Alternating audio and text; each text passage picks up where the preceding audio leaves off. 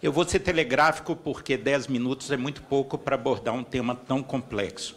Mas ontem, no seminário, na etapa inicial, e as apresentações já feitas, uma coisa fica muito clara: não há sistema ideal.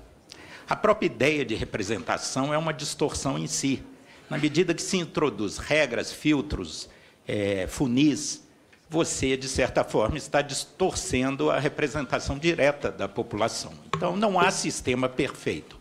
Isso se agrava nesse início do século XXI, primeiro com esse fenômeno que já é muito discutido, do mal-estar com a democracia, com o sistema de representação tradicional. O Brecht, no Reino Unido, a derrota da reforma constitucional italiana, a própria eleição do Trump, revelam alguma coisa, há uma sinalização clara de um desgaste das formas tradicionais. E isso é acrescido da era das redes sociais, onde algumas formas de participação direta do cidadão se colocam. Então, é preciso abordar esse tema sem ortodoxia, com criatividade, com ousadia e pensando esse novo mundo como reinventar a democracia e fortalecer a democracia. Os sistemas clássicos, ficou claro aqui, eles ancoram a legitimidade dos mandatos ou no território ou no programa partidário, nas ideias. O território organiza na Inglaterra, na França, através do sistema distrital nos Estados Unidos, uma proximidade muito grande da sociedade dos seus representantes, há uma identificação muito próxima. Por outro lado, as listas fechadas proporcionam uma aproximação coletiva com o sistema partidário. O partido vai bem, tem um bom desempenho no parlamento e no governo, ele é premiado na eleição seguinte, senão ele é punido. E há uma valorização da densidade programática. O nosso problema no Brasil é que nós estamos no pior dos mundos. Nós não ancoramos nosso sistema nem no território, nem nos programas partidários, nas ideias. E isso dá mostras de claro esgotamento. Ontem, o nosso secretário-geral, Ives, nos chamou a atenção que qualquer reforma tem que começar por objetivos claros. E objetivos claros são postos na mesa a partir de um diagnóstico preciso.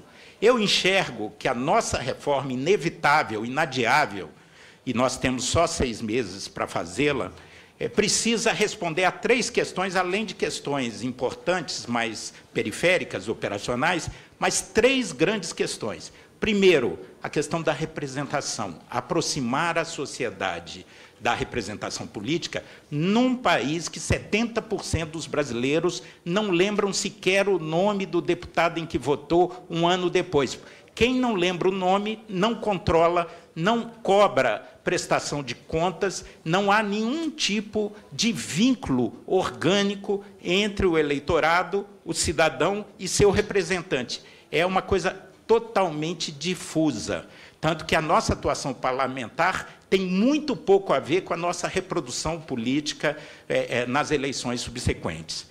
Segundo objetivo, fortalecer o sistema partidário. Não se inventou no mundo outra ferramenta senão os partidos para agregar pessoas que têm a mesma visão de mundo, semelhante perspectiva, para disputar o poder. E nós chegamos a uma fragmentação no Congresso Nacional inédita na história da democracia moderna. Jário Nicolau, um grande cientista político que é estudioso do tema, diz que o único que passou mais perto, o único país, foi a Polônia, de Lech Walesa, no pós-socialismo. 28 partidos, isso compromete a qualidade da governança e o ambiente da governabilidade, dando margem ao presidencialismo de cooptação, esse dando que se recebe, troca de cargos, de verbas orçamentárias, em troca de um ambiente razoável de estabilidade governamental. Uma coisa é certa, temos que mudar. Não é possível, vou usar o exemplo de São Paulo, o voto nominal proporcional em território aberto não tem lógica, não se sustenta. Vamos a São Paulo, que é o nosso maior exemplo. Faz sentido, ancorado na eleição de 2014, 1.400 candidatos saírem a campo atrás de 32 milhões de votos num território maior que o Reino Unido. As eleições são caríssimas, o vínculo estabelecido é quase nenhum, o candidato faz visita de beija-flor, são visitas meteóricas, porque você tem que percorrer todo o Estado, você não cria uma discussão real de agenda para o futuro, e, portanto, é de baixíssima qualidade. Do ponto de vista do eleitor, é possível que ele compare os 1.400? Ele vai ter contato com 20 ou 30, e contato eu estou chamando receber um folheto na rua, não assistir um comício, uma palestra. Então, o nosso sistema está em xeque, esgotado.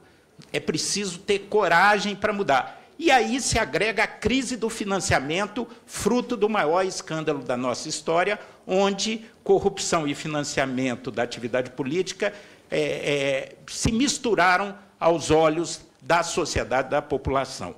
Então, vou passar, porque meu tempo eu só tenho mais 4 minutos, para as alternativas. É evidente que qualquer sistema majoritário colide com o espírito da nossa Constituição e, portanto, é emenda constitucional e precisaria de 308 votos. Nós tivemos uma tentativa em 2015, com essa mesma correlação de forças, é a mesma Câmara que vai votar a reforma de 2017, não vamos nos iludir. Então, PEC precisa de 308 votos. Qualquer coisa que seja infraconstitucional, e aí os sistemas proporcionais, lista fechada ou distrital misto alemão, levam vantagem em função de ser a demanda ser infraconstitucional. Vamos lá. Lista fechada. Ela atende a alguns desafios, barateia o processo e fortalece os partidos. No entanto, a lista fechada não passa nessa casa. O espírito da maioria é contra a lista fechada. Primeiro, e eu defendi na década de 90, defendi a lista fechada, mas o momento é inoportuno, porque é fatal que a opinião pública vai enxergar que as lideranças estão no meio de uma crise profunda querendo se esconder atrás da lista. É uma interpretação questionável, mas isso vai ser a realidade. Não existe tradição de vida orgânica e democracia interna, então há uma desconfiança profunda sobre o processo de construção das listas.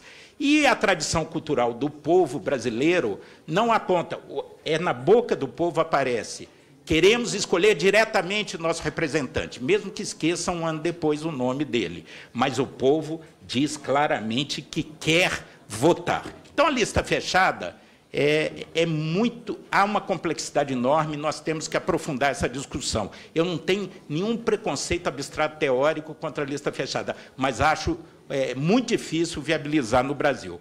O distrital puro, como na Inglaterra, na França, nos Estados Unidos, é o que a gente diz, o uso do cachimbo faz a boca torta. Todas as lideranças do sistema partidário foram criados num sistema proporcional nominal em território aberto. Então, há uma certa rejeição à cultura. Eu sou um grande admirador dessa característica da proximidade, da prestação de contas, do controle social que o distrital puro gera, mas dificilmente teria que ser mudança constitucional e nós não reuniríamos 308 votos. O distrital misto, eu defendo, o sistema do meu coração é o distrital misto alemão. Na última reforma, eu fui o autor da emenda do distrital misto. Para fugir da complexidade do distrital misto, para não ter... Imagina no Brasil, que todo mundo espera redução de cadeiras, explicar a sanfona de cadeiras para manter a proporcionalidade. Meu amigo Henrique Fontana conclamou muitas vezes que eu fosse para isso, mas era tão complexo explicar que eu propus um distrital misto rígido, metade das cadeiras na lista, metade da cadeira no distrito. Consegui sensibilizar só 99 votos, eram necessários 308. Outra pauta que está colocada e que tem simpatia de grandes é o pior dos mundos. Aí é para piorar o que já é muito ruim, que é o distritão. Seria aí o fim do sistema partidário e o distritão representaria o individualismo pleno em última expressão no sistema proporcional. Para finalizar, que meu tempo já chega ao fim, eu apresentei um projeto de lei 15 dias atrás com uma ideia simples para tentar fazer uma interlocução. É uma jabuticaba, eu acho, de melhor qualidade que a atual jabuticaba brasileira. É uma invenção brasileira. O nosso atual, eu acho que chegou ao limite, mas eu apresentei uma proposta que é, por legislação infraconstitucional, totalmente proporcional, o voto proporcional nominal regionalizado. Para ficar fácil o entendimento, mexeria-se só numa variável, território. Então, São Paulo, em vez de serem 70 cadeiras disputadas numa única lista, seria dividida em 10 grandes regiões, com 7 cadeiras, pelo sistema proporcional. Minas em 8 regiões, Rio de Janeiro em 7, Bahia em 6, Rio Grande do Sul em 5, Pernambuco em 4, até os pequenos estados, que seriam divididos em 2 circunscrições, 4 cadeiras de cada lado. Nós precisamos aprofundar o debate e criar, na divergência, porque aqui os nossos visitantes internacionais, acho que não deve ser diferente em outros parlamentos, mas uma reforma política se diz aqui que cada cabeça é uma sentença.